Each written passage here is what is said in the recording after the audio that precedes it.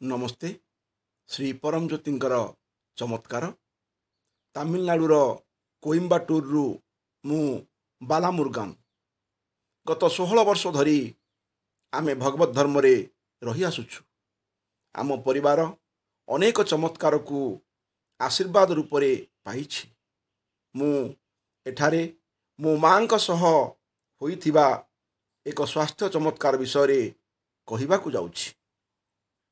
5 वर्ष तले मो माँ गोड़ फुलिबारे पीड़ित थिले एवं गोड़े सबुबले जंत्रणा अनुभव करुथिले। से मधुमेह रोगर शिकार होइथिले एवं औषध सेवन करुथिले। समय क्रमे तांकर पेटरे पानी जमिबाकू लागिला। आमे अनेक डाक्तरंक पाखरे उपचार कलु, किंतु तांकर स्वास्थ्य अवस्थारे कौनसी उन्नति परिलक्षित हेला नहीं। श्री अम्मा भगवानंकर दीक्षा एवं आरोग्य प्रार्थना ही आमर एकमात्र भरोसा थिला।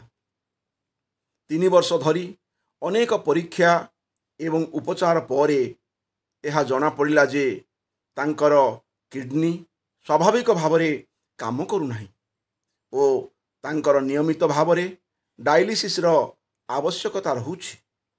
आमे निसहाय होई श्री परम ज्योतिंक निकटरे तांकर आशु आरोग्यर प्रार्थना कलु। श्री परम ज्योतिंकर दैविक इच्छाक्रमे आमे जणे मधुमेह रोगर विशेषज्ञ सहित जोगाजोग करिबा पाई ठिकना पाइलु। स्कानिंग एवं लैबोरेटरी रिपोर्ट यह दर्शाइला जे किडनी द्वय स्वाभाविक भावरे काम करुछंती। तांकर मधुमेह रोग पाई किछि औषध लिखिदेले। एही औषध सेवन करिबा परे मोर माँ सुस्थ हेबाकू लागिले। एही 2 वर्ष धरी आमे एही उपचार रे अछु। मोर माँ एबे सुस्थ अछंती।